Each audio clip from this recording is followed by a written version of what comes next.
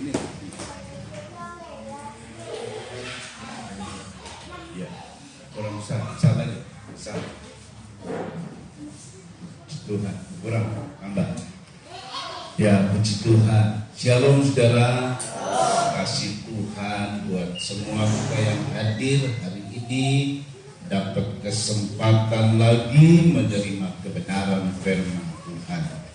Saudara, dalam suasana kebangkitan Tuhan yang sekarang ini juga masih kita rayakan, saudara ya, kita peringati di mana Tuhan bangkit menunjukkan dirinya, saudara ya, menunjukkan dirinya kepada murid-murid dan berulang-ulang kali selama 40 hari. Nanti saudara hitung sejak hari Minggu kemarin kita Paskah, nanti 40 hari jatuhnya nanti hari Kamis. Sebenarnya saya lupa, itu nanti kenaikan Tuhan Yesus Kristus. Ya saudara, ada penampakan dari Tuhan setelah dia mati bangkit, dan waktu 3 kali dia menampakkan diri kepada murid-murid. Ini ada sebuah keajaiban. Jadi yang paling banyak keajaiban dari kebangkitan adalah tiba-tiba dia mendadak hadir, tiba-tiba dia hilang gitu ya, tanpa diketahui oleh siapapun. Nanti muncul, nanti hilang. Lalu dia menciptakan, dia bisa seperti menciptakan tanpa apapun, tiba-tiba ada roti di tangannya, tiba-tiba ada anggur. Nah seperti itu saudara.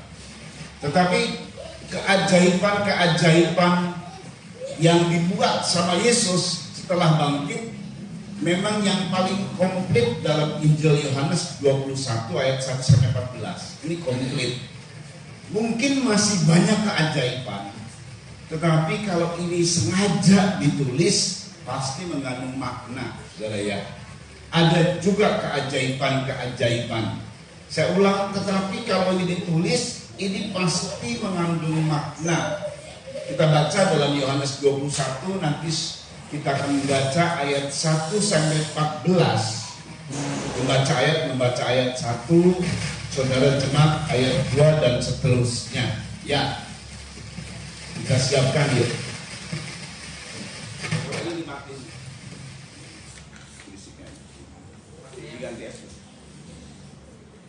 Iya, oke. Gelombangnya ada kena dia ya. Sedikit SW dinaikin lagi. Ya, kebesaran. Nanti Beni baca ayat 1 dan jemaat ayat 2 seterusnya bergiliran sampai 14. Ya, silakan. Kemudian Yesus menampakkan diri lagi kepada murid-muridnya di pantai Danau Tiberias, dan ia menampakkan diri sebagai berikut. Di pantai itu bertemu Simon Petrus, Thomas yang disebut Didimus, Nathanael dari Galilea, anak Zebedeus, dan 2 orang muridnya yang lain. Kata Simon Petrus kepada mereka, "Aku pergi menangkap ikan."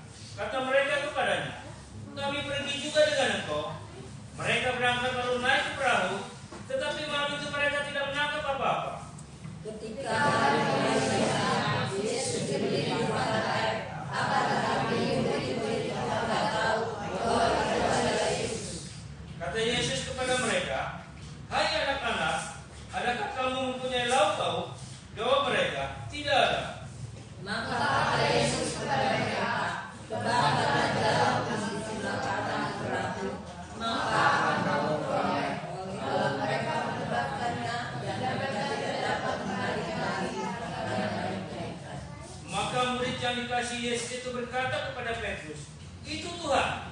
Ketika Petrus mendengar bahwa itu adalah Tuhan, maka ia mengenakan pakaiannya, sebab ia tidak berpakaian, lalu terjun ke dalam danau.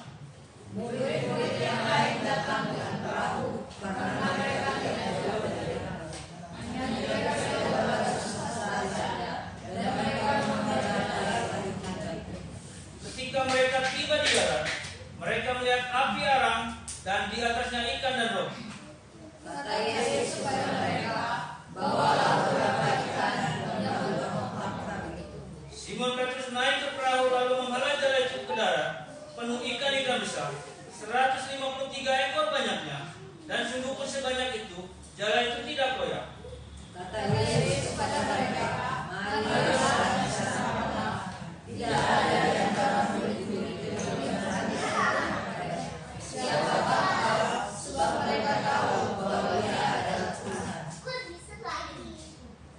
Terus 13 sampai 14.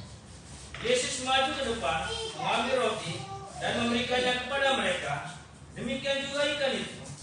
Itulah ketiga kalinya Yesus menampakkan diri kepada murid-muridnya sesuai dengan yang diajarkan Allah. Iya, saudara, puji Tuhan. Itu ketiga kali Yesus menampakkan diri, saudara ya. Anehnya tidak dikenal. Jadi kalau ini misalnya penampakan diri setelah mati dia nampak, kali pertama tidak dikenal, okelah dimaklumi. Karena orang mati kok bangkit, orang mati kok bisa muncul lagi, okelah tidak dikenal, bolehlah. Ini udah 3 kali loh. Secara tubuh fisik Yesus tidak berubah, wajahnya lebih ganteng kah? Enggak, sama aja saudara. Tingginya ya segitu juga. Sebelum dia mati tingginya segitu juga, saudara. Lalu pakaiannya pun pakaian biasa, nggak ada sesuatu yang istimewa secara kasat mata. Tetapi karena dalam pikiran mereka Yesus itu mati, saudara ya. Sekalipun 1 kali dia tunjukkan dirinya, 2 kali dia tunjukkan dirinya. Cuman dari kematian dan bangkit cuma 3 kali nggak lihat Yesus. Ini sampai sama sekali tidak mengenalnya. Suaranya tidak lebih ngebas, suaranya sama yang didengar. Nah, saudara, jadi ini memang sebuah hal yang terjadi atas murid-murid yang tidak mengenal kuasa kebangkitan, tidak mengenal tubuh kebangkitan dan kuasa kebangkitan, saudara. Tapi puji Tuhan, biarpun mereka jujur ya, ini mengecewakan Tuhan sebenarnya. Tuhan 3 kali juga ngomong bahwa aku akan mati, 3 hari kemudian bangkit. Gak ditunggu tuh kebangkitannya, malah gak dikenal waktu Yesus bangkit. Dan keadaan mereka ini menjadi mundur, saudara ya. Yang mundur itu dimulai dari Petrus, pemimpin. Jadi waktu Petrus berkata begini, aku mau nangkap ikan lagi lah, itu pekerjaan lama yang dia tinggalkan. Dia dapat tugas dari Tuhan menangkap jiwa, menjala jiwa. Dari menjala ikan naik derajatnya menjadi menjala manusia. Itu tinggi derajatnya. Tapi dia kembali lagi menjadi menangkap ikan. Nah, mundur nih, rohaninya mundur. Kembali kepada suasana nol. Dulu memang penjala ikan, kembali lagi ke penjala ikan. Yang anehnya, saudara, murid-murid yang ada 6, jadi bersama dengan Petrus 7, yuk saya ikut juga deh. Gak ada pikiran yang positif gitu loh. Kan kita udah tinggalin pekerjaan lama, udah lama loh kita. Ada mungkin 3,5 tahun begitu, udah gak menjala ikan lagi. Udah gitu gak ada yang berpikir gini, masa kita merosot sih? Dari yang menjala manusia jadi menjala ikan lagi, kok gini? Jadi gak ada yang berpikir seperti itu. Tetapi semuanya seolah-olah mendengar suara dari Petrus. Dan memang dia yang berikutnya disuruh sama Tuhan jadi gembala. Coba kita baca untuk di situ dulu ya. Khusus buat Petrus ayat 15-nya yuk. Ini khusus buat Petrus, saudara ya. Jadi gembala. Jadi diistilahkan ini Petrus ini gembala, saudara ya. Pemimpin atau gembala. Yuk dibaca. Sesudah sarapan Yesus berkata kepada Simon Petrus, Ya. Simon anak Yohanes, Simon anak Yohanes, apakah engkau mengasihi aku lebih daripada mereka ini? apakah engkau mengasihi aku lebih dari yang lain? Terus Jawab Petrus kepadanya, ya, benar Tuhan. benar Tuhan. Engkau tahu bahwa aku mengasihi engkau. Aku mengasihi engkau. Terus Kata Yesus kepadanya, nah ini ditugaskan sama Yesus buat Petrus ya. Terus gembalakanlah domba-domba. gembalakanlah domba-domba. Ada polisi. Gembalakanlah domba-domba. Jadi Petrus ini pemimpin rohani juga termasuk gembala. Saudara. Nah, nanti ini ada kaitannya nih, saudara ya, ada kaitannya. Tapi saya melihat di sini ya, waktu saya renung-renungkan, Tuhan sebenarnya kecewa ya. Bayangkan ya, dia sudah merelakan diri sampai mati di Kalvari. Dia rela karena dia punya tujuan, menang dia nanti, bangkit dari antara orang mati. Saudara, segala hal yang dikerjakan Yesus itu buat siapa? Buat kita semua. Lahir buat kita, betul nggak? Mati menebus dosa kita, berarti bangkit juga buat kita. Naik ke surga buat kita, duduk di sebelah kanan Allah Bapa buat kita, mengirimkan Roh Kudusnya buat kita. Nanti nih terakhir, datang ke dalam dunia menjemput kita untuk tinggal bersama-sama dengan Dia di sorga yang mulia. Jadi semua yang dikerjakan Yesus yang buat kita.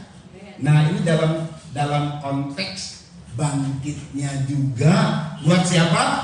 Buat kita. Coba kasih tahu pada dirimu. Yesus bangkit buat siapa? Buat saya. Yesus bangkit buat siapa? Buat saya. Nah, ini ada namanya kuasa kebangkitan. Nah, saudara ya, itu tadi saya bilang. Tapi puji Tuhannya, di tengah-tengah rasanya Tuhan kecewa, tetap tuh murid-murid ngalami yang namanya kuasa kebangkitan. Nah, saudara ya, saya ulang, di tengah-tengah mereka mundur. Bayangkan ya, dia sudah kerja begitu keras, bahkan sampai mati di Kalvari dengan tujuan nanti bangkit. Saya ulang kembali, ini buat murid-muridnya. Tapi nggak ngerti murid-muridnya. Tapi tetap Tuhan tidak lihat, bagaimana kamu udah kecewain segala macam. Asal saja kamu taat. Saya ulang ya, asal kamu taat, karena ada perintah. Labuhkan jalamu di sebelah kanan. Lalu mereka melabuhkan. Ini orang yang mengecewakan Tuhan. Ini orang yang sudah mundur nih. Waktu mereka labuhkan jalannya di sebelah kanan, dapat ikan, dapat rezeki, gede-gede lagi. Oh, haleluya. Amin, saudara. Ini orang mengecewakan Tuhan. Apalagi kalau kita nggak mengecewakan Tuhan. Apalagi kalau kita suka menyembah dan hidup berkenan sama Tuhan. Ini mengecewakan loh. Mundur dari pelayanan itu mengecewakan Tuhan. Saudara ya, kalau saudara dulu giat melayani, terus kemudian menyampaikan sesuatu kepada gembala, aduh saya hari ini atau tahun ini nggak bisa, sibuk. Padahal mungkin itu mah sibuk, cuman ada-ada. Entah dia mungkin kesal sama yang lain, dia nggak setuju sama yang lain. Jadi saya Pak Gembala nggak bisa dulu melayani tahun ini. Itu mengecewakan Tuhan loh. Bukan cuma gembala, tapi Tuhan yang dikecewakan. Ini kan begitu, setia banget saudara ya, kembali ke nol. Tapi Tuhan memang sayang ya. Jadi dalam suasana kebangkitannya pun Tuhan tetap sayang. Hanya memang ini doang saudara ya, asal taat. Labuhkan jalanmu ke sebelah kanan, dia labuhkan. Taat dapat berkat. Jadi kunci dapat berkat kebangkitan itu asal taat. Apa saudara? Ulang lagi apa? Saudara mau diberkati? Apa saudara kuncinya? Taat. Nah, pertanyaannya, mereka kok taat? Nanti kita lihat ya. Awalnya dulu kita lihat nih, ini berkat kebangkitan. Yesus melakukan mujizat itu sebelum bangkit, banyak sekali dia melakukan mujizat. Tapi saat dia bangkit, ada sesuatu yang tidak dapat membatasi Yesus. Saya ulang ya, ini kalau dia bangkit, sesuatu yang tidak dapat membatasi Yesus lagi. Sesuatu berkat mujizat yang besar dan tidak lumrah. Sedangkan waktu dia masih dalam hidupnya sebelum dia mati ya, nih dia lakukan mujizat. Tapi di mujizat kebangkitan itu dua perkataan Yesus yang sepertinya kontradiksi, berlawanan. Waktu dia belum bangkit dia ngomong A, tapi waktu dia bangkit seolah-olah dia melawan apa yang diomongin A. Nah, ini yang paling luar biasa, saudara ya. Pertama, kuasa kebangkitan itu didapatnya di tempat dangkal yang jaraknya tadi kita baca 200 hasta. Jadi kalau satu hasta 45 cm, saya langsung saja lah ya, 200 hasta itu 90 meter dari pantai. Dari Yesus ada nih. Yesus ada nggak mungkin di air ya, dia ada di pasir. Dari Cedak itu sampai ke perahu hanya 90 meter, dan itu bisa berkomunikasi tanpa speaker. Artinya nggak terlalu jauh. Hai anak-anak, ada laut pauk nggak? Kedengeran karena deket, saudara ya. Jadi laut ini laut di pantai. Kalau laut di pantai, kalau ada jaraknya dekat, tidak terlalu jauh, pasti tempatnya dangkal. Betul nggak? Beda kalau misalnya ada di perahu dengan di perahu gitu ya. Dua-duanya ada di tempat dalam. Itu mungkin dalamnya seberapa nggak ketahuan, saudara ya. Jadi Yesus di pantai pun bukan di tempatnya air gitu ya. Ini jaraknya dangkal. Mana ada kalau di jarak dekat itu tempatnya dangkal ada ikan. Ya bisa ada ikan tapi kecil-kecil. Ayat berkata ini ikannya besar-besar. Nah, itu keajaiban. Amin, saudara. Nah, ini saja nih ya, ini saja. Yesus menyebut juga di dalam sebuah peristiwa yang kontradiksi sama apa yang didapat di kuasa kebangkitan. Kita baca Injil Lukas pasal 5 ayat 1 dimulai. Yuk. Pada suatu kali Yesus berdiri di pantai Danau Genesaret. Ya, waktu dia ada di pantai Danau Genesaret, ini sama-sama daerahnya ini sama nih. Tiberias, Genesaret itu sama, saudara ya. Teruskan dulu. Sedang orang banyak mengerumuni dia hendak mendengarkan firman Allah. Orang banyak mengerumuni dia hendak mendengar firman. Awalnya dia di pantai.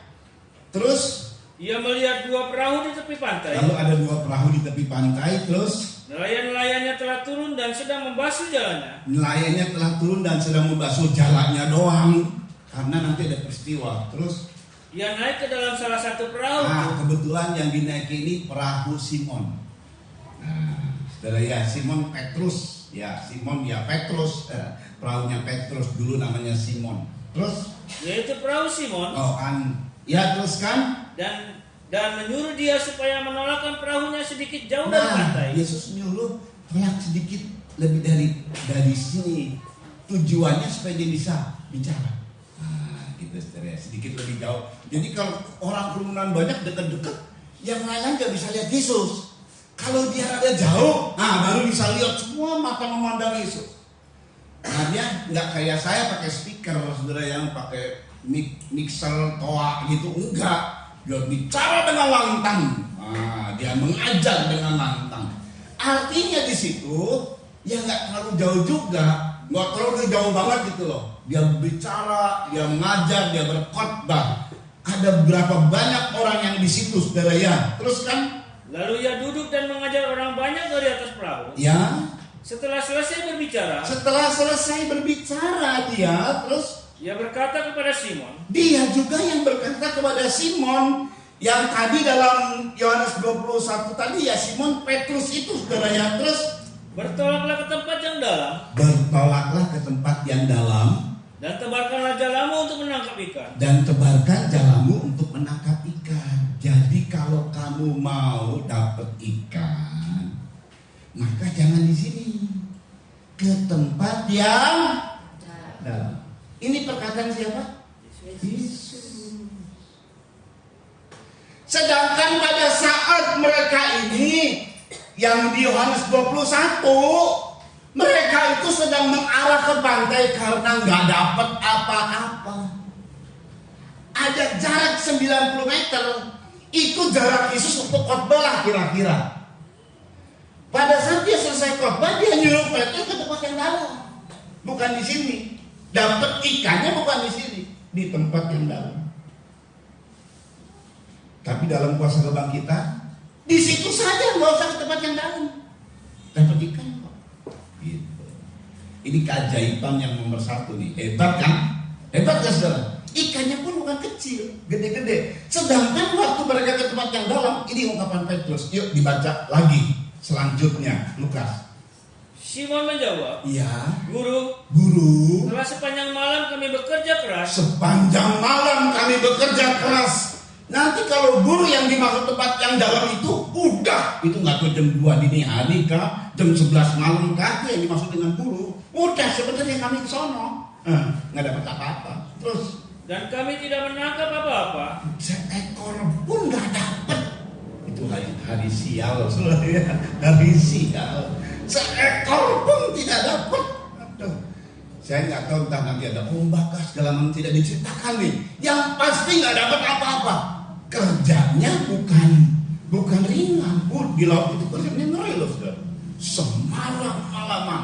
Terus Tetapi karena engkau menyuruhnya, tetapi karena engkau yang menyuruhnya, Guru, terus aku akan menebarkan jalan. ya, aku taat deh. Tebarkan jalan juga. Perhatikan. Dan setelah mereka melakukannya, Ya. mereka menangkap sejumlah besar ikan. Nah, kalau ini sejumlah besar ikan. Kalau yang Yohanes mendapat ikan besar-besar, memang ada nilainya, ada jumlahnya 153. Satu pun dari yang kecil, semua besar di tempat yang dangkal. Hebat nggak? Terus Sehingga jalan mereka mulai koyak. jalannya mulai koyak. Ya, terus Lalu mereka memberi isyarat kepada teman-temannya di perahu yang lain. ya cukup saja. Nah, saudara.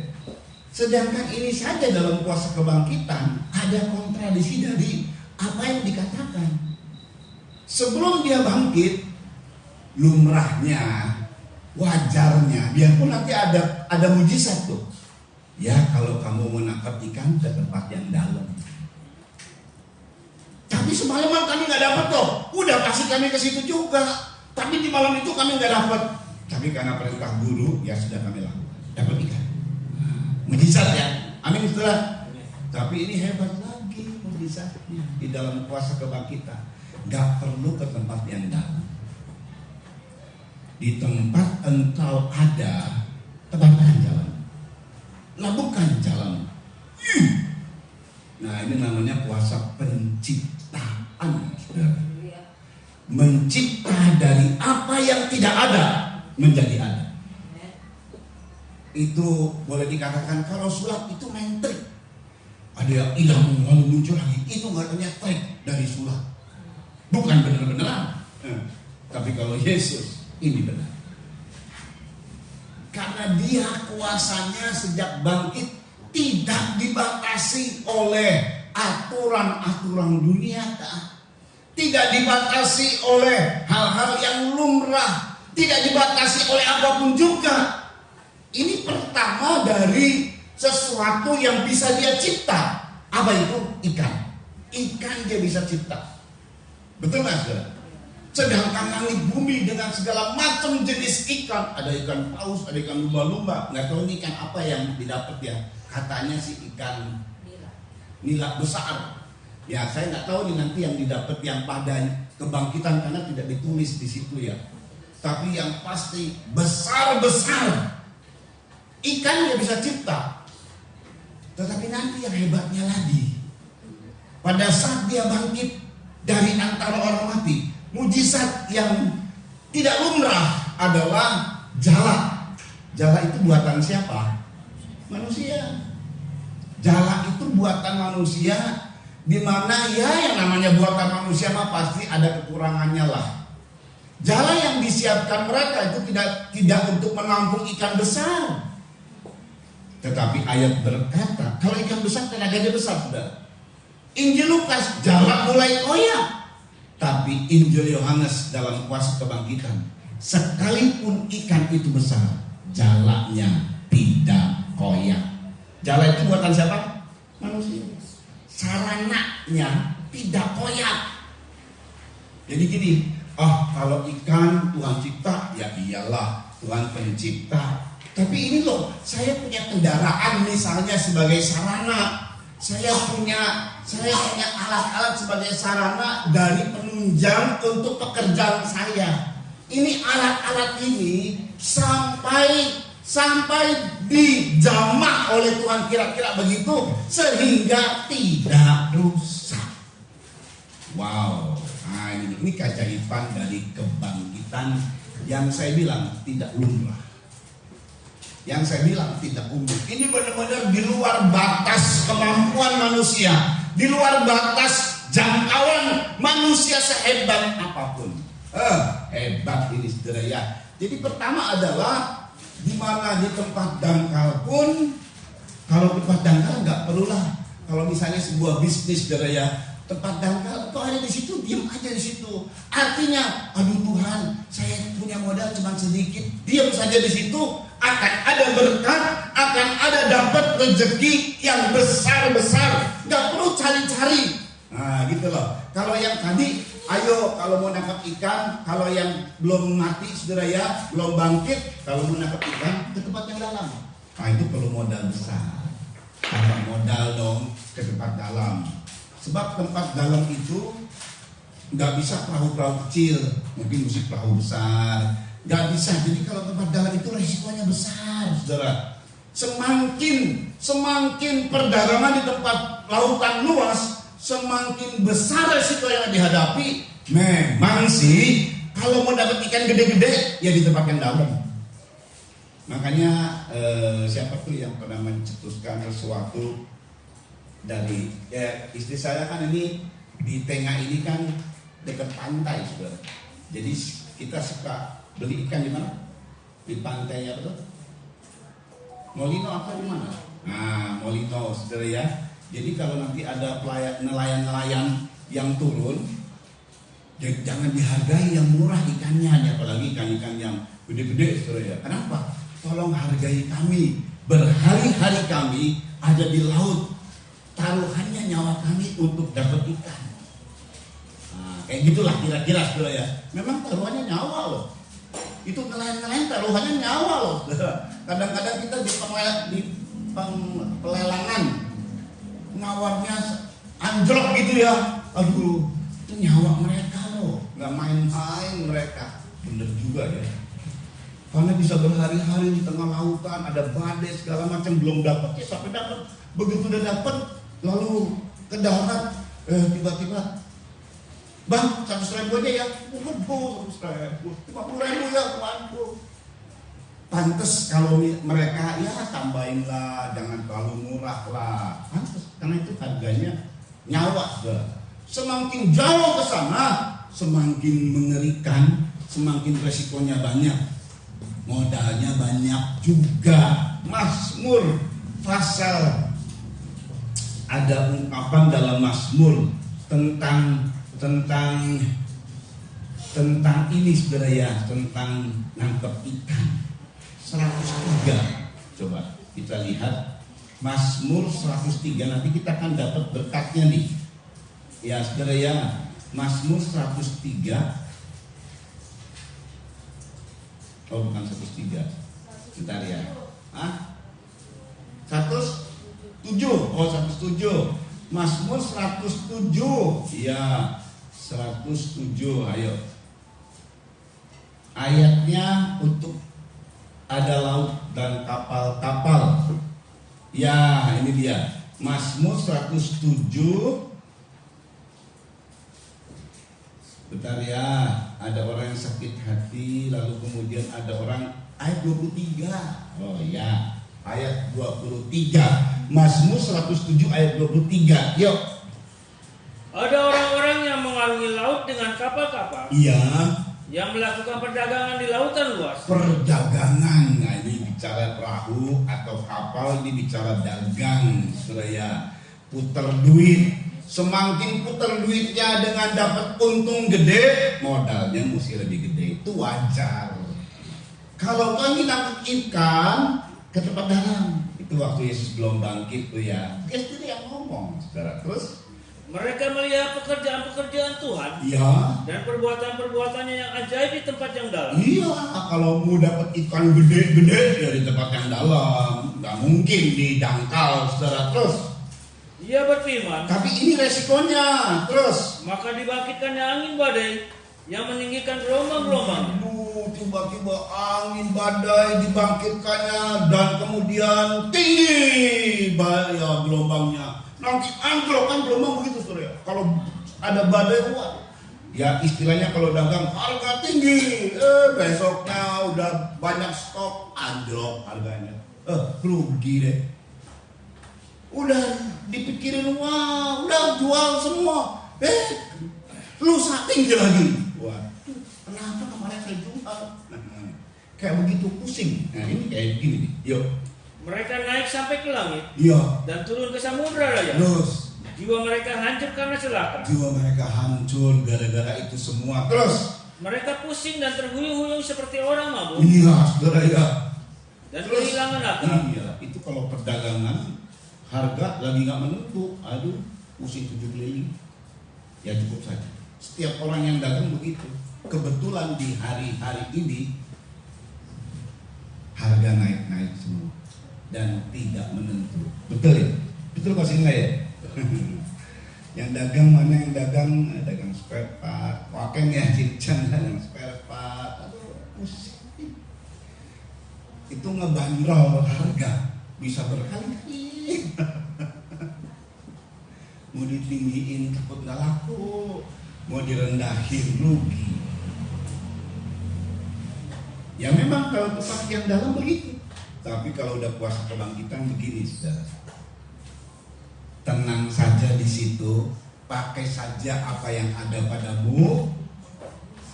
Asal ini saja. Jadi jangan dipikirin Tuhan tempatnya dangkal. Kalaupun ada ikan kecil, untungnya untung kecil. Nah, labuhkan jalanmu ke sebelah kanan.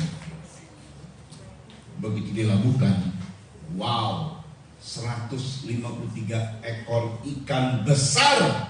Sebesar itu pun juga jala tidak koyak. Itu kuasa kebangkitan saudara ya. Nah saudara dengar baik. Jadi 153 itu 1 tambah 5 tambah 3 berapa tuh? 9. 9 itu angka maksimal. Kita hitung ya, 1, 2, 3, 4, 5, 6, 7, 8, 9. Setelah 9 10 itu adalah 1 dan 0, udah ada. 11 1 dan 1 udah ada. Kan tadi saya hitung ya, 1, 2, 3, 4, 5, 6, 7, 8, 9. Jadi angka yang paling tinggi itu 9. Q. Nah kalau main Q itu paling tinggi kan. Jadi kalau yang lain-lain cuman 7, 8 kalah sama Q nggak punya Q. Nah gitu ya. Itu main apa itu? Saya juga nggak tahu. Q. Sebab kalau sudah 10, 11 terus selanjutnya sudah ada dari 1, 2, 3, 4. Jadi angka yang paling tinggi itu 9. Udah berkatnya gede-gede, berkatnya pun maksimal 9 itu tertinggi, harga tertinggi. Amin saudara. Adanya di mana? Di tempat terangkat. Itu keajaiban kebangkitan saudara. Tadi Yesus bangkit buat siapa?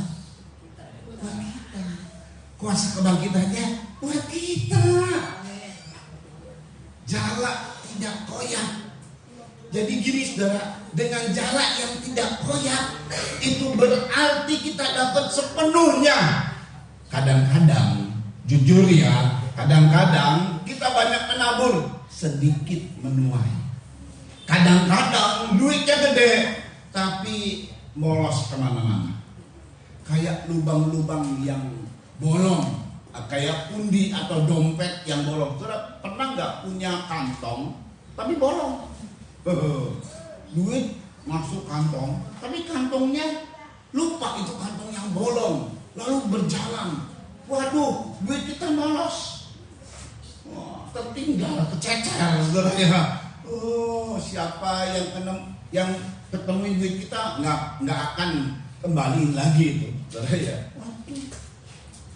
Nah itu bolong, saudara ya. Jala tidak koyak. Hagai, untuk ini kita baca yuk Hagai 1. Kita baca ya Hagai 1 yuk ayat 5 ayat 6. Hagai ayat 6 ayat 1 ayat 6 yuk.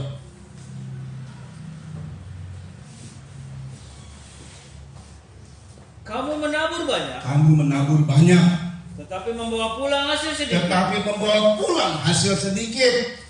Kamu makan, Ya, tetapi tidak sampai kenyang. tetapi tidak sampai kenyang. Terus, Kamu minum, ya, tetapi tidak sampai puas. ya, Kamu berpakaian, ya, tetapi badanmu tidak sampai panas. ya. Jadi kita nggak maksimal dapatnya.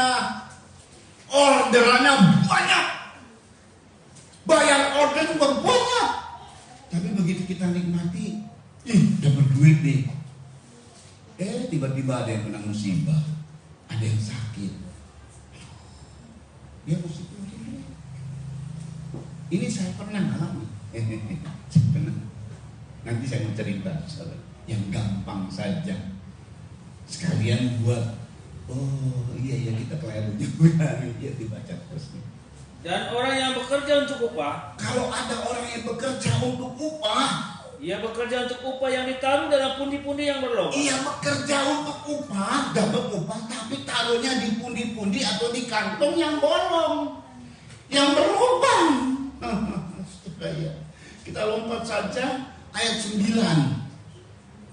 Kamu mengharapkan banyak, Mengharapkannya sih banyak, terus, tetapi hasilnya sedikit. tetapi hasilnya sedikit. Teruskan. Dan ketika kamu membawanya ke rumah, Ketika kamu membawanya ke rumah, aku menghembuskannya. aku menghembuskannya.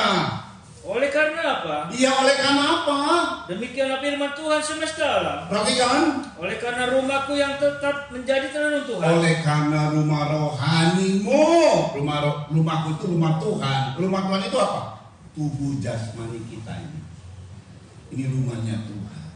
Oleh karena rumahku, rumah Tuhan, tubuhmu, aktivitas tubuhmu tetap masih reruntuhan.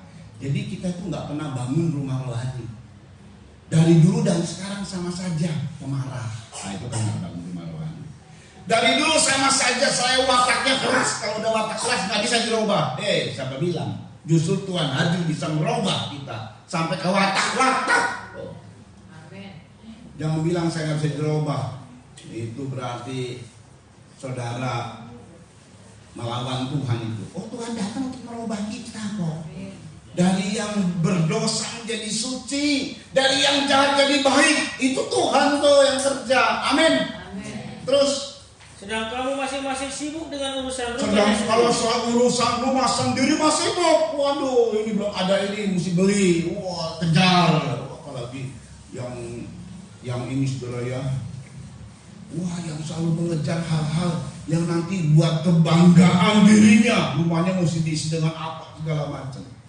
Nah ini, sedangkan rumah rohani itu urusannya rohani, males ke gereja, kayak itu yang rohani kan urusan rohani. Itu kita nggak perhatikan kalau kita itu ke gereja mah kalau ada waktu, kita nggak diperhatikan. Jadi sekalipun saudara banyak berkatnya, sampai rumah ditiup sama Tuhan, tabur berkatnya, rumah cuma sedikit. Ya kalau realitanya begini saudara, dapat berkat banyak. Tiba-tiba anak sakit, keluar duit, saudara ya. Tiba-tiba mobil mogok, tiba-tiba duitnya banyak habis. Ya hari bulan ini saya dapatnya gede, tapi hari ini tetap saya makan tahu tempe aja lah. Nah itu tuh berarti ada masalah. Tapi kalau udah kena kuasa kebangkitan, jalannya tidak koyak. Sudah perhatikan ya. Kan Yesus awalnya begini, anak-anakku ada lauk pauk. Berarti Yesus lagi kenapa kira-kira? Kurang dong. Dia kan minta, kan ini dalam kisah tadi nih. Waktu Yesus ngomong berbicara sama murid-murid, itu yang ditanya. Ya memang poin selanjutnya adalah setelah dia bangkit, dia panggil murid-muridnya bukan murid. Anak-anakku, adakah lauk pauk? Umur Yesus sama Petrus siapa yang lebih tua? Petrus itu sekitar 50 sampai 60 Petrus. Yesus umurnya berapa? 33 tahun saja. Tapi Yesus bilang kepada Petrus, salah satunya, jadi murid-murid itu yang tua-tua ada Andreas, Petrus yang muda ya Yohanes. Ada beberapa yang muda, tapi yang paling banyak dominannya orang-orang tua. Kita baca tadi tuh supaya kita lihat ya. Coba yuk dibaca. Anak-anakku, adakah lauk pauk? Saudara ya. Ayat 5 yuk cepat. Kata Yesus kepada mereka, Ya. Hai anak-anak, Hai anak-anak. adakah kamu mempunyai lauk pauk? Terus. Jawab mereka, tidak ada. Iya, disebutnya anak-anak. Jadi Yesus sebagai apa berarti? Bapak. Bapak Yesus namanya. Bapak kita namanya siapa? Yesus. Dia baik sama kita. Dia sudah bangkit. Nah, saudara ya. Nah, perhatikan. Kan artinya Yesus kan minta nih. Lakukanlah jalanmu, dapat ikan. Tapi saudara tahu nggak? Begitu mereka sampai di pantai ini lagi siapin ikan, saudara. Dilihat loh, ada api, ada arang, ada roti, dan ada ikan yang disediakan. Cuman Tuhan bilang, ambil ikan yang tadi ditangkap, ayo kita makan sama-sama. Jadi semuanya udah ada. Apa waktu lagi mereka mencari ikan, lalu Yesus pergi gitu? Itu tercipta. Api, arang, ikan, roti tercipta. Itu kuasa kebangkitan. Amin. Itu kuasa kebangkitan. Jadi kalau mereka misalnya nih tadi 153 ekor. Saat Yesus bangkit dari antara orang mati, itu maksimal. Berkatnya maksimal, sudah besar maksimal lagi. Dan Tuhan kasih buat semua murid. Paling yang diambil cuma berapa ekor ikan. Selanjutnya buat kamu semua. Waktu belum bangkit enggak.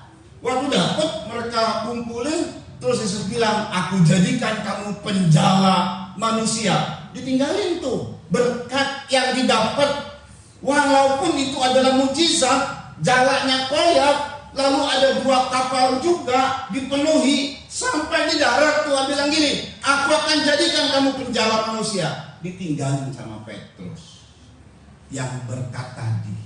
Kalau berkat kebangkitan enggak. Ayo buat kamu, maksimal buat kamu, nikmati. Wow, dahsyat sekali. Saudara mau nggak diberkati? Saudara mau nggak? Ini berkat kuasa kebangkitan. Saya lagi nggak dongeng loh. Ini kisah nyata loh, saudara. Bukan lagi dongeng nih. Ini kisah nyata ini. Nah, ini yang menjadi masalahnya. Kalau misalnya saudara disuruh sama orang yang saudara tidak kenal, kira-kira mau nggak? Ini adalah sebuah pekerjaan. Saudara, pekerjaannya apa misalnya? Biasanya dalam sebuah pekerjaan itu nanti ada modal. Semua pekerjaan apapun juga kaitannya dengan fasilitas, ada modal, ada uang. Lalu kemudian ada iming-iming lah, kira-kira. Iming-iming lah. Wah, nanti kalau kamu bisa invest sekian, nanti dapatnya gede. Berapa kali saudara pernah dapat SMS seperti itu atau WhatsApp yang nyasar, lalu kemudian yang kaitannya dengan iming-iming tadi. Ada yang paling sederhana ya, Anda dapat kuota, Anda dapat pulsa. Lalu saya berulang kali saya hapus aja. Itu nomor tidak dikenal. Anda dapat kuota. Pernah ada yang dapat begitu di handphonemu? Sering nggak? Zaman-zaman dulu malah lebih hebat lagi nih, tapi udah pada ditangkepin. Ceritanya nanti jerobah sama penipu-penipu, saudara ya. Jadi ditangkepin zaman-zaman dulu. Ada telepon lah nyasar, tiba-tiba, anakku lagi di rumah sakit. Ini saya dokter, saya segerakan operasi. Cuma kalau begitu saya tolong siapkan uang gitu ya.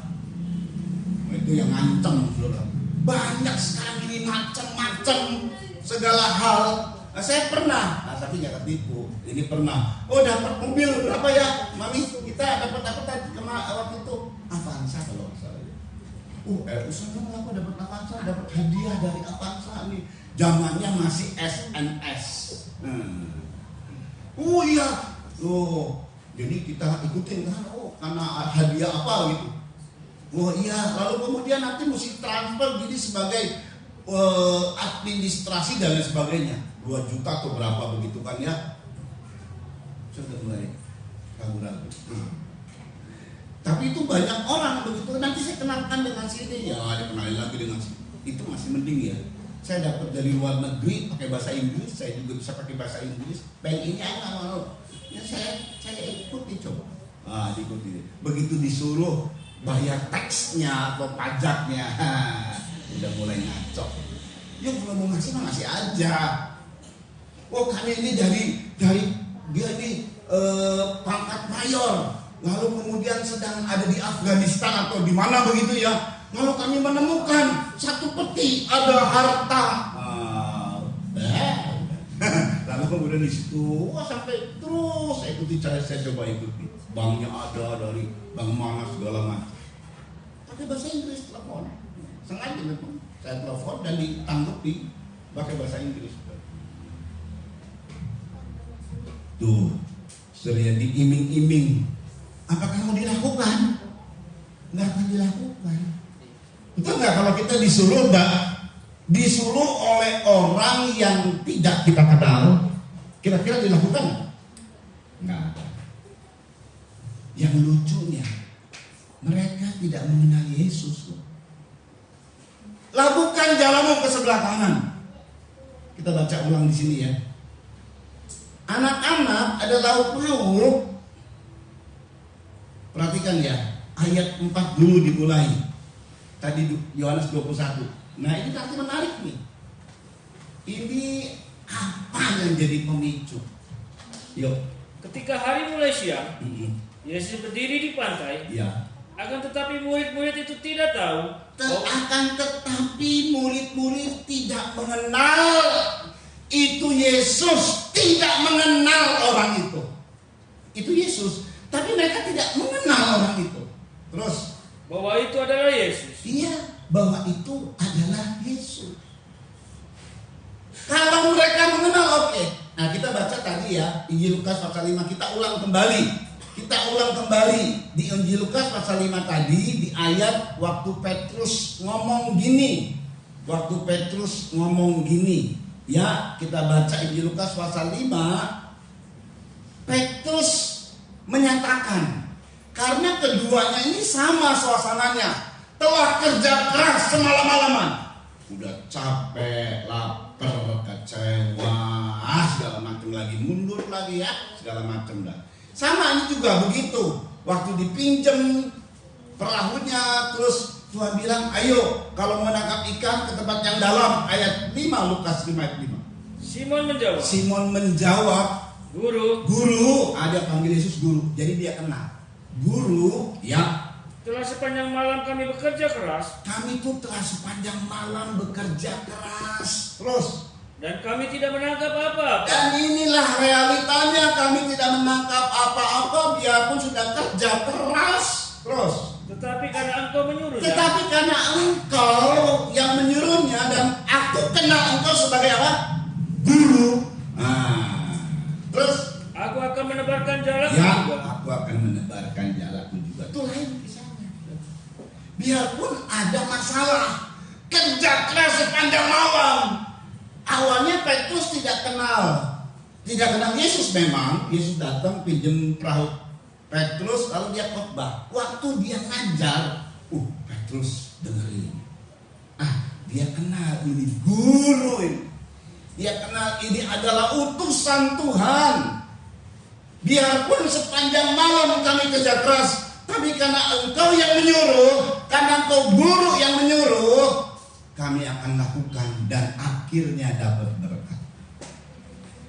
Tapi waktu Yesus tampil, udah rada siang itu, nampak jelas tidak ada perubahan wajah Yesus. Jaraknya pun dekat, saudara. Sampai nggak kenal Yesus kelewatan ini murid-murid. Sungguh kelewatan. Dan itu bukan kali pertama Yesus tampakkan diri, udah ketiga kali. Tapi Tuhan bilang gini, "You mau kenal nggak ngerti kayak bodoh kayak, yang penting taat." Itu nggak ada syarat loh, nggak ada syarat. Biasanya kan gini, Anda mau ditolong Tuhan, udah ngampuni belum kayak gitu kan ya. Wah ini pasti belum pertolongan Tuhan karena masih sakit hati, benci sama orang lo gitu lah kira-kira. Ini mah gak peduli mau latar belakangnya, yuk kecewa kayak kata Tuhan. Tuhan yang lebih kecewa sama dia sebenarnya. Mau nggak kenal kayak ini, kenal ini saudara juga pengetahuan mereka tuh dangkal. Mau ketutup kayak matanya, itu mata rohaninya, kepikirannya juga ketutup kayak tak oleh ilah apa. Tebarkan, labuhkan jalanmu di sebelah kanan, itu perintah. Dilakukan oleh orang yang tidak kenal siapa yang memerintah. Tadi saya bilang kalau saudara disuruh oleh orang yang tidak saudara kenal, saudara akan timbulkan banyak tanda tanya dan ujung-ujungnya tidak akan mau. Gitu kan? Tapi ini disuruh labuhkan jalanmu ke sebelah kanan. Saya nggak tahu ya. Tapi yang pasti mereka melakukan. Taat. Mereka mungkin tadinya mau protes kayak begini nih. Mungkin ya, Bu, sorry Anda siapa ya? Kami udah kerja keras malam-malaman, jangan menghina kami ya. Ini udah kerja keras ini. Kan kadang-kadang kalau punya harga diri begitu saudara ya. Ini di sini suruh labu di tempat yang dangkal, namanya oneng. Kan tadi guru Yesus juga bilang, kalau mau nangkap ikan, kemana? Tempat yang dalam. Jadi harusnya begini, ke tempat yang dalam, baru lakukan jalanmu. Nah itu pantaslah masuk akal. Di tempat 90 meteran dekat dengan pantai, Tuhan bilang lakukan jalanmu ke sebelah kanan. Itu tahu nggak saudara? Mereka lakukan. Nah lucunya ini kenapa kok bisa melakukan kayak begitu? Ya mungkin buat kita gini nih, kan gampang aja melakukan mah. Ya dapat enggak ya bodoh lah. Udah capek, udah frustasi, apa saja yang diomong sama orang. Nah itu kalau udah sakit biasanya tuh. Obat ini nih ya, buat nyembuhin, digodok segala macam, mupai segala macam digodok sama digodok, tetap aja begitu ya. Mesti beli ini segala macam, mahal pun jadi gitu ya. Itu kalau udah sakit, saudara ya. Kadang-kadang kalau udah sakit, apa aja yang diomongin sama orang, apalagi banyak sekarang macam-macam ya, di TikTok lah segala macam lah. Wah, saya juga ngelakuin. Minum sekali 2 kali aja lah, nggak diminum lagi tuh. Kayak begitu saudara ya. Apa saja yang disuruh, yang dilakukan karena udah hopeless. Tapi saya sih hebatnya ini di sini. Mereka melakukan. Yang penting mah melakukan. Saudara mau diberkati? Gampang loh, taat. Saudara mau diberkati? Saya ulang lagi, gampang loh, taat. Apa saudara? Udah taat? Enggak. Ini lihat ya. Tidak diketahui penampilan, tapi mereka dengar suara. Jadi katakanlah mereka tutup mata, kan nggak kenal kan ya, bisa aja tutup mata dong, betul ya? Yang didengar apa? Adakah kau tahu? Nggak ada. Dialog kalau terjadi. Lakukan jalanmu ke sebelah kanan. Tutup mata lah katakan. Mereka lakukan jalannya ke sebelah kanan. Taat kan? Taat kan? Tapi orang yang nyuruh nggak kenal. Saudara, di dalam kasus hal ini hanya satu yang bisa dikerjakan. Yohanes pasal. Nah ini poin ini nanti kita mau lihat menariknya di sini nih. Saya sangat luar biasa waktu dapat ayatnya. Ayatnya sih nggak asing. Yohanes 10 ayat 4 sampai 5. Cuman ini yang bisa melakukan. Ingat ya, orangnya tidak dikenal. Bolehlah kita tutup mata dah. supaya tidak kelihatan penampilannya siapa dia, nggak perlu. Lalu kemudian cuma dipasang telinga saja deh. Nah ini Yohanes pasal 10 ayat 4 sampai 5. Cuman ini yang bisa kerjakan itu. Yuk. Jika semua dombanya telah dibawanya keluar, Jika semua dombanya telah dibawanya keluar, ia berjalan di depan mereka, gembala berjalan di depan mereka. dan domba-domba itu mengikuti dia. Domba-domba itu mengikuti bahkan perintah dari gembala. Kenapa diikuti? Apa domba-domba melihat, oh itu gembala saya? Itu wajahnya loh, Om Yanto. Domba itu tidak mengandalkan mata. Yuk. Karena mereka mengenal suara. Karena mereka mengenal suaranya. Jadi kalau domba itu ditutup, saudara ya, siapapun dari gembala di mana saja dia berada, nanti ada suara yang mirip kayak gembala gitu ya, mereka pasti tahu. Domba itu peka sekali dan bisa membedakan mana suara gembala dan mana yang bukan. Jadi dalam konteks suara itu domba itu begitu tajam. Terus Tetapi seorang asing pasti tidak mereka ikuti. orang asing itu pasti punya penampilan. Yesus saat itu ada di pantai, bagi mereka itu orang asing. Bagi mereka karena penampilannya tidak dikenal. Terus Malah mereka lari daripadanya. tetapi kalau itu orang asing mereka lari. Kalau domba ya, kenapa? Didengarnya bukan dari lihat wajahnya. Terus Karena suara orang-orang asing tidak mereka kenal. karena orang asing tidak mereka kenal suaranya. Jadi domba itu mengandalkan apa, saudara? Telinga. Mana telingamu? Mana telingamu? Mengandalkan pendengaran. Dalam penggembalaan, ini kita dalam penggembalaan. Di mana saudara kalau ibadah itu sedang digembalakan. Yang saudara pakai adalah pendengaran. Jadi serius dengar firman. Itu penggembalaan namanya. Jangan sibuk sendiri, dengar firman. Serius dengar firman. Apa nih firman hari ini? Buat saya apa nih? Domba tidak melihat, domba tidak mengandalkan mata. Dia tidak kenal Yesus. Tapi murid-murid ini selama 3,5 tahun, akhirnya karena mereka selalu mendengar suara Yesus. Mendengar suara Yesus sebagai apa? Domba. Jadi begitu Yesus bilang, lakukan dirimu, dirimu lagi. Lakukan jalanmu di sebelah kanan. Awas ya. Kelihatannya dengan PR. Lakukan jalanmu di sebelah kanan. Aku nggak kenal dia, tapi langsung karena udah terbiasa dengar suara Yesus sebagai domba 3 tahun setengah.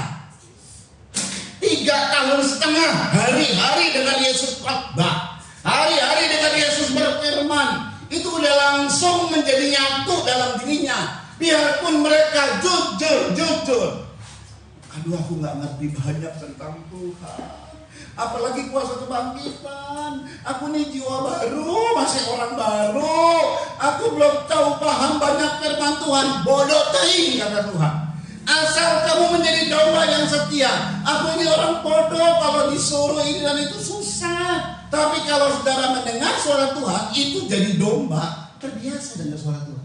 Lakukan jalanmu ke sebelah kanan. Langsung mereka merespon. Lalu terjadilah berkat.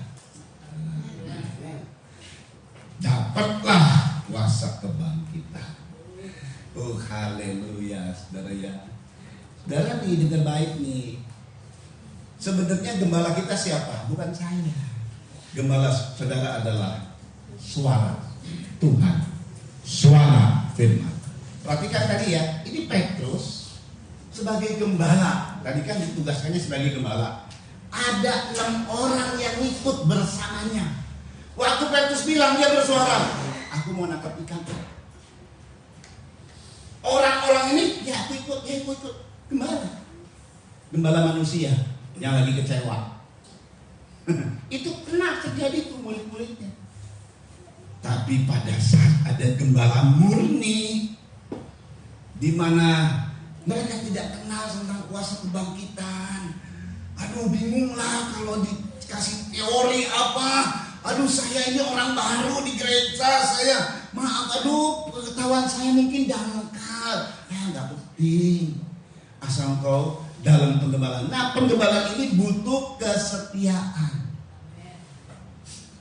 Karena gembala semakin cepat merespon suara Tuhan karena dia setia. Dia setia dalam penggembalaan. Makanya ya, anak-anak Tuhan di sini yang setia beribadah tanpa bolong, itu dia mendengar suara gembala. Sebab yang disampaikan di khotbah ini selalu suara firman, bukan pandangan dari saya, bukan segala macam dari pemikiran saya, murni suara firman. Saya merenungkan hari-hari, saya merenungkan ini, lalu kemudian inilah yang didapat, saudara ya. Mereka pernah terkontaminasi dengan suara gembala Petrus. Aku menangkap ikan. Ya, yuk, aku juga deh. Kecewa Tuhan sebenarnya. Sekarang suara gembala asli muncul. Di tengah-tengah tidak dapat sesuatu apapun. Di tengah-tengah kerja keras yang sungguh capek, melelahkan, tidak dapat apa-apa. Tapi begitu Tuhan bilang, lakukan jalanmu ke sebelah kanan. Nggak tahu siapa yang ngomong, orangnya kayak apa, pribadinya kayak apa, nggak tahu. Tapi ini langsung dilemparkan. Jadi kayak begini saudara. Kalau domba itu boleh ditutup matanya. Jadi nggak perlu lihat penampilan pendeta kayak apa, gembala kayak apa, nggak perlu. Dia nggak mengandalkan mata untuk melihat penampilan. Tapi banyak anak Tuhan ya, wah gerejanya kecil gubuk, nggak enak tuh gereja besar bagus, jemaatnya banyak. Rame, wah gitu ya, rame, seneng gitu ya. Lalu sama pindah, sini mah gerejanya nggak enak, siapa orang, nah gitu, silakan aja. Tapi kalau domba sejati, dengarnya firman, bukan penampilan gerejanya, bukan ini dan itu, tapi begitu firman kena, nah itu. Saudara, jadi kalau saudara beribadah di sini karena yang lain-lain, bukan karena firman, saudara bukan domba. Kalau saudara dombanya Tuhan, saudara datang ke sini karena firman. Amin, saudara. Karena apa, saudara? Karena firman. Firman itulah yang akan memberkati saudara.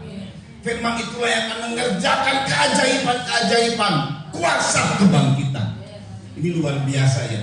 Nah, yang namanya udah biasa kayak gini loh, saudara ya. Kalau kita akan mengenal suara seseorang, kita akan terus dengar dia, betul nggak? Betul nggak, saudara ya? Dengar. Nah, begitu misalnya ada telepon misalnya lah ya, karena ini suara ini sering saya dengar. Jadi begitu dia bilang halo, ini si Papi nih, pasti si Papi nih, gitu kira-kira, saudara ya. Ini si Papi nih pasti nih, nah gitu. Halo, oh ini Papi pasti ya, Papi ya, nah gitu. Padahal saya belum mengenalkan diri, itu karena udah terbiasa dengar. Jadi kalau saudara mau akhirnya terbiasa mendengar suara Tuhan, ya setia dalam penggembalaan. Saudara boleh melihat YouTube segala macam, karena gembala kita siapa? Suara firman. Di YouTube ada firman, jadi kalau yang menyuarakan firman ada ayatnya, landasannya, itu suara firman. Oh, saya diberkati sama pendeta ini. Sebetulnya bukan pendeta yang memberkati saudara, Tuhan yang memberkati saudara. Kadang saudara mau jadi domba yang haus akan firman, saudara dengar. Karena mungkin tiap minggu saja di sini kita dengar firman. Ya nggak apa-apa, saudara cari di tempat lain, asal suara firman. Jangan suara-suara yang waduh, udah menggoncangkan iman. Cuman pengetahuan yang diisi. Gak apa-apa sih memang itu. Cuma itu bukan suara firman, suara pengetahuan, suara informasi, suara firman. Amin, saudara. Kalau kita dapat suara firman, dan inilah stylenya Tuhan juga. Saudara tahu nggak sih stylenya Tuhan? Kita baca dalam kitab Ulangan nih. Poin yang kita nanti lihat ya, Ulangan 4 ayat 12. Yuk cepat dibaca yuk. Lalu berfirman Tuhan kepadamu dari tengah-tengah. Sejak awal Tuhan menampakkan diri nih di dalam perjanjian lama. Dengan kedahsyatannya di Gunung Sinai, Tuhan berfirman di tengah-tengah api. Perhatikan. Suara kata-kata kamu dengar. Suara kata-kata kamu dengar. Tetapi suatu rupa tidak kamu lihat. Tetapi suatu rupa tidak kamu lihat. Hanya ada suara. Hanya ada suara. Itu adalah gayanya Tuhan. Gayanya Tuhan itu selalu menampilkannya suara, bukan penampilan. Banyak anak Tuhan, pendetanya ganteng loh. Loh itu penampilan. Seneng kepada pendeta yang ganteng gitu. Ini nggak apa sih, cuma itu bukan domba. Itu bukan stylenya Tuhan. Pendetanya tuh branding. Jadi kalau ada orang yang suka dengan branding, itu bukan gayanya Tuhan. Boleh kita pakai, tapi bukan itu yang menjadi prioritas. Kalau kita selalu, kalau domba ya, yang mau dapat kuasa kebangkitan, selalu melihat, selalu mendengar suara. Jadi pendengarannya yang dipertajam. Nah ini saya mau kasih contoh yang konkret, yang baru-baru ini terjadi. Saya saja telah bergelut dengan firman lah. Pergumulan saya hari-hari firman Tuhan. Siapa yang sharing sama saya, mau orang dunia kayak, mau pendeta, mau jemaat, mau pengusaha, siapa saja, akan saya sampaikan firman. Kemarin ada grup doa, karena tahu bahwa saya suka berdoa dan menyampaikan kata-kata nubuat, lalu kemudian orang itu nanti tertemplak ngerti segala macam tentang, kok Om tahu tentang saya, kok Pak Pendeta tahu ya. Itu bukan dari saya, saudara, dari Tuhan bicara untuk orang ini. Itu namanya pelawatan, saudara ya. Bukan sekali dua kali, ada ratusan kali saya menyampaikan itu, entah dalam khotbah, entah dalam doa dan lain sebagainya. Kami tim di Golden Day Ministry, boleh dikatakan tim kami ini, saudara, kalau diundang ada KKR gitu ya, undangan datang ke muka, maka saya tidak tumpang tangan. Yang tumpang tangan adalah tim kami, atau yang melawat adalah tim kami. Itu orang-orang pengusaha, orang ibu rumah tangga, orang-orang biasa yang telah dipakai oleh Tuhan. Entah ditumpang tangan, bicara, lalu kemudian apa yang kami katakan itu terjadi pada orang itu, padahal kita nggak tahu siapa dia. Kaget lah, ada yang pingsan, ada yang pelawatan terjadi. Nanti kalau udah selesai, pasti beberapa orang pasti datang, kok tante tahu tentang saya? Apa pendeta kasih tahu? Enggak, Tuhan yang kasih tahu. Itu telah bertahun-tahun terjadi seperti itu. Terjadi seperti itu. Nah saudara, jadi kan kami sudah dapatkan semua ya, tapi nggak menjawab. Saya melakukan firman. Loh iya, buktinya ada kasus-kasus gagal saya. Lihat ya, ini perhatikan ya. Labuhkan jalamu ke sebelah kanan. Dengar suara ya, betul ya? Langsung merespon. Saya ulangi ya, ini langsung labuhkan jalamu ke sebelah kanan. Itu nggak dipakai otak pikir segala macam. Kan udah pernah, apalagi di dangkal ya. Mana mungkin bisa ada ikan, ini mah kerja sia-sia. Nggak ada tuh. Itu karena sudah 3,5 tahun terlatih pendengarannya dengan suara gembala. Makanya saya bilang nih, seandainya mereka ini ditutup matanya, kayak domba-domba yang ditutup matanya, lalu kemudian dicari orang-orang, mana gembalamu gitu ya, mana gembalamu? Ini domba ini ditutup matanya, dia nggak lihat wajah gembalanya, ditutup matanya, atau wajah orang-orang yang nanti akan dipilih mana gembalanya, ditutup matanya domba ini. Dia bisa bersuara saja, si A bersuara, oh bukan, si B bersuara, oh bukan, si C, ini domba saya, ini gembala saya nih, dibuka, betul pasti, gitu loh. Jadi ini Petrus dan murid-murid ini, saudara, terbiasa 3,5 tahun dengan suara Yesus. Dia tidak kenal siapa yang bicara, tapi otaknya merespon, hatinya pertama merespon, langsung ke otak, langsung dikerjakan. Saya mau tanya nih, dia mendengar suara ya, di mana kalau dengar dipakai apa? Telinga. Telinga ini masuknya kemana? Hati. Tapi apakah hatimu bisa melakukan tindakan? Tidak. Yang melakukan tindakan menebarkan labuh, melabuhkan jala, menebarkan jala, apa? Ini loh dari presentasi. Betul nggak? Perintah apa? Labuhkan jalamu, dengar. Langsung dilakukan. Tidak tunggu dikompromikan, tidak langsung dilakukan. Ini namanya respect dari apa yang didengar. Respect. Dan suara itu menguasai otaknya. Respect. Sekarang saya mau sampaikan ini yang terjadi. Jadi maksudnya supaya sederhana sekali bangun, sederhana banget. Saya sudah sampaikan beberapa pernyataan dan betul orang ini ngalami seperti apa yang saya sampaikan. Tim juga begitu. Tapi begitu peristiwa terjadi di bulan akhir 2023 ya, Luxio. Bayangin loh, saat ada di satu tempat, hati saya sudah bilang gini, ini ada yang gak beres sama Luxio. Buka kapnya, itu dari Tuhan, saudara. Tapi tidak mengontrol otak saya. Jadi saya gak buka kapnya, cuek aja. Udah ada suara, buka kapnya. Kalau dibuka kapnya nggak ada air di situ, saya tuang air, beres deh. Itu Luxio tidak hancur. Saya, Baby nggak tahu ada kepekaan apa. Saya peka di situ. 2 kali di tempat peristiwa, buka kapnya. Itu suara dari Tuhan. Apa Tuhan mau kita rugi? Tidak. Tuhan itu tujuannya biarlah engkau penuh dengan sukacita. Berdoalah dalam namaku supaya sukacitamu penuh. Itu kehendak Bapa. Bapa itu selalu baik buat anak-anaknya, saudara. Saya memang dapat berkah. Tapi kayak budi-budi berlobang. Sayang kan cuma buat ngurusin Luxio doang. Itu juga kurang berkahnya dapat. Tapi lumayan tuh buat jajan. Udah satu. Kedua kenangan Luxio. Jadi suara tadi yang dengar. Kalau Petrus dan murid-murid bagaimana?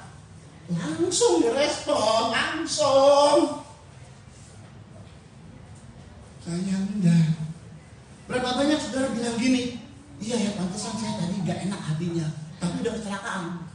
Right.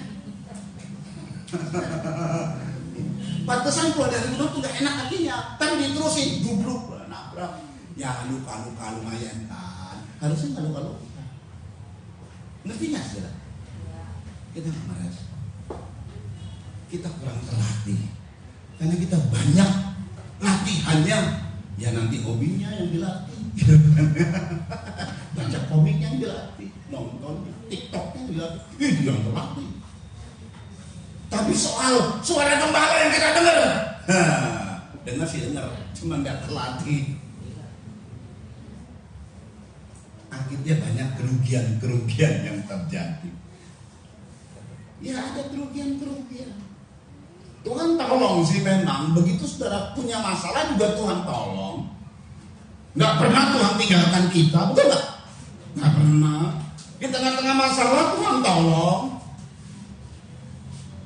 Jadi kita menyesal kemudian setelah mengeluarkan biaya, setelah sakit di sono. Nggak tahu waktu mau digigit kucing apa, adakah kepekaan gitu. Loh kita ini peka kalau buat orang lain loh. Betul loh, serius saudara. Loh kami ini peka kalau tim kami keluar, ini makanya lebih bingung-bingung. Pada gembala sampai jemaat bingung. Hebat ya, kok Pak Harun tahu ya? Saya bilang tadi kan, saya nggak tahu dari Tuhan. Makanya kalau misalnya mami doain orang, itulah hidupnya gitu kan ya. Dia lebih tajam dari saya. Tapi ya lucu kan, buat orang peka, buat dirinya nggak peka. Kan perahu itu kan buat diri murid-murid. Kami nggak punya makan, lapar, udah kerja keras. Lah bukan jalan di sebelah kanan. Nah, berarti kebiasaan kita ini apa? Hari-hari kita ini latihannya apa? Latihan dengar suara. Atau latihan tadi saya bilang banyaknya kegiatannya handphone, gadget. Bersuara dia tuh handphone bersuara. Kadang-kadang mulai dari anak kecil kan bersuara. Itu sampai kalau orang udah katanya kegandrungan diambil handphonenya terus dia gini. Karena nggak ada handphonenya. Gelo. Nanti kalau kita terlatihnya di hobi, di olahraga, laki-laki di olahraga nggak akan bikin saudara diberkati. Terlatih sebagai suara gembala. Kadang-kadang kita bisa membeli sesuatu nih. Aduh, pada kini responnya kayak dihipnotis. Karena dia langsung bersuara menguasai pikirannya yang bertindak. Jadi suara gembala itu dia nggak menghipnotis saya gitu, kira-kira nggak apa-apa lah. Karena itu selalu kebaikan buat kita. Taat akan suara Tuhan, lakukan suara Tuhan, maka terjadi kuasa kebangkitan. Nah, itu aja kok kuncinya. Saudara ya, kadang-kadang orang nggak setuju. Misalnya beli tanah, dia beli karena ada dorongan yang kuat dari hatinya, dia beli. Betul, ke depan kemudian itu tanah yang baru yang dibeli cuma 50 juta, sekarang tanah-tanah asik harganya. Makanya nyesel kita. Kenapa dulu gua nggak beli tanah itu ya? Sekarang harganya semua naik. Haleluya. Ada yang tahu tiba-tiba ada proyek kawasan industri hilang minyak, kan nggak ada yang tahu. Kita mau udah doa. Tuhan berkati lu. Cibotin selalu mengingatkan saya. Kan kita udah doa. Di tengah-tengah sepi, sawah sana sini saudara ya. Apalagi saya belum menikah tuh. Doanya selalu getol tiap hari. Kita penyembahan. Apa saudara? Oh Tuhan, kami undang para investor datang ke Pagaden. Datang loh bener.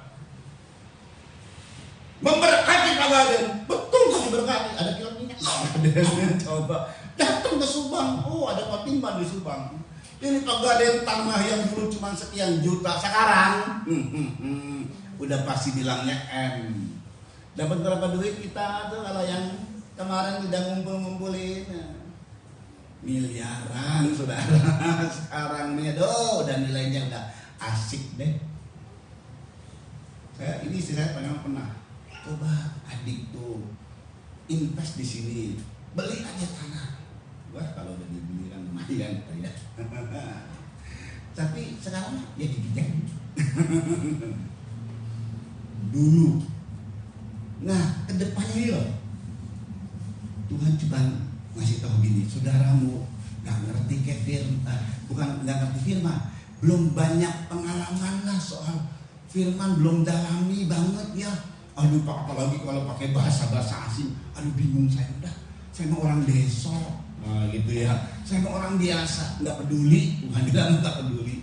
Asal taat sama firman, apa yang diperintah dan cesplung karena melatih dirimu yang terus taat sama firman. Kan hidup saudara ini kan nggak bisa saya lihat. Hanya Tuhan yang bisa lihat. Tiba-tiba ada keputusan beli gitu. Tapi dari Tuhan ya. Dan itu dari Tuhan. Bener. Ada berkatnya. Kuasa kebangkitan terjadi. Karena taat kepada Tuhan, taat saja itu kunci berkat kebangkitan. Nah, ya itu proses taatnya. Tuhan mau terlatihlah dalam pengembangan, sukalah dalam menerima kebenaran firman. Bahkan itu harus mempengaruhi hidup hari-hari kita. Sebab sudah ada contoh. Ya tadi saya bilang ini gembala kecil pun juga contoh nih. Kita ngomong sama orang oke. Tapi akhirnya sayang sekali apa yang Tuhan kasih menjadi terbuang sia-sia. Ya itu nyesal kemudian. Karena ada hal-hal yang gak perlu terjadi. Tuhan pengen kita ini bahagia, sukacitamu penuh. Karena kita ini siapanya Tuhan? Anak-anak. anak-anaknya. Pantas kalau Tuhan itu mikirin kita, anak-anaknya, mikirin masa depan kita, membahagiakan kita, itu pantas. Kita jangan bilang sama Tuhan, apakah merepotkan Engkau Tuhan? Enggak, Tuhan gak repot. Untuk mikirin saudara, untuk membuat saudara bahagia, untuk membuat saudara kuat, sehat, sembuh, diberkati, itu Tuhan pikirin selalu. Amin. Baiknya Bapa kita. Yuk kita datang dalam doa sambil kita jalankan, sambil kita menyanyikan sebuah lagu ya, persiapan perjamuan suci. Yuk, mari, ayo, ya, pemain musik yuk, cepat ya, udah disiapkan di situ ya.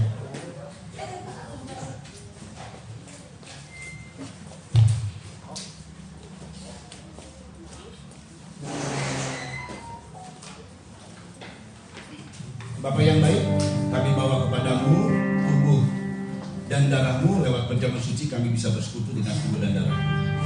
Berkati Tuhan apa yang disiapkan oleh kami. Jadi berkat buat semua kami, tubuh taat Tuhan. Biarlah ketaatan itu menyatu dengan kami sehingga kami taat kepada perintah Tuhan, kepada firman Tuhan yang memberkati kami.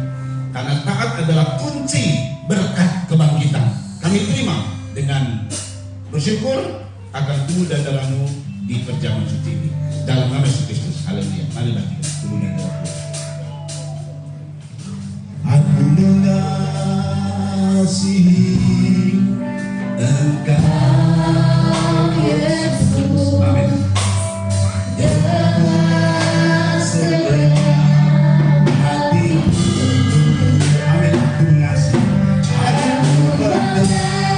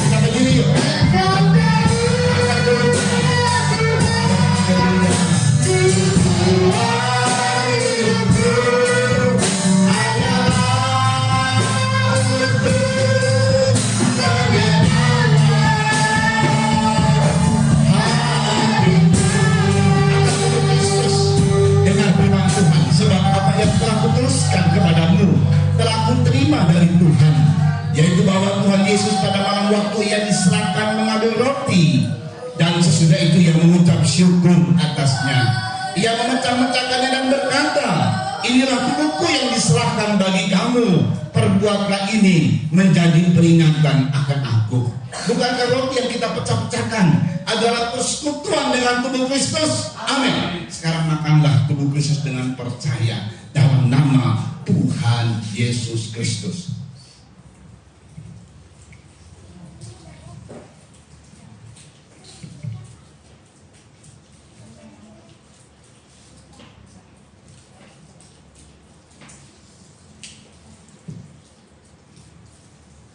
Haleluya. Angkat cawan minuman. Haleluya. Demikian juga Yesus mengambil cawan sesudah makan lalu berkata, cawan ini adalah perjanjian baru yang dimeteraikan oleh darahku. Perbuatlah ini setiap kali kamu meminumnya menjadi peringatan akan aku. Sebab setiap kali kamu makan roti ini dan minum cawan ini, kamu memberitakan kematian Tuhan sampai Ia datang. Haleluya. Bukankah cawan ucapan syukur yang atasnya kita ucapkan syukur adalah persekutuan dengan darah Kristus? Amin. Minumlah dengan percaya darah Kristus dalam nama Tuhan Yesus Kristus.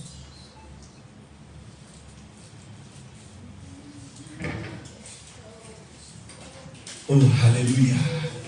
Oh haleluya. Oh haleluya. Haleluya. Ya Allah, oh terima kasih kepada Tuhan, saudara. Ayo bersyukur. Ayo memuji dan menyembah Tuhan. Bersyukur. Haleluya. Untuk kebaikan Tuhan. Haleluya. Haleluya. Haleluya. Oh maka untuk mutakabila walida syaitan. Haleluya. Haleluya. Yes. Terima kasih Tuhan. Begitu baik Engkau. Begitu baik. Engkau bangkit buat kami Tuhan. Kami dijadikan anak-anak-Mu. Begitu baik perhatian-Mu, kasih-Mu, cinta-Mu. Ampuni kami yang mengecewakan-Mu Tuhan. Ampuni kami yang tidak terlatih dalam pengenalan. Padahal itu adalah berkat yang besar Tuhan. Ampuni kami Tuhan tidak peka dengan suara-Mu. Ampuni kami Tuhan. Ampuni kami. Haleluya. Walau bakal kemungkinan itu.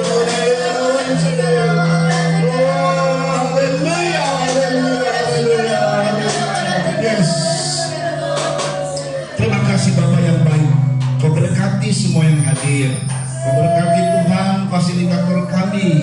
Haleluya. Yang sehingga kami bisa beribadah dan kami bisa menikmati untuk tinggal Tuhan.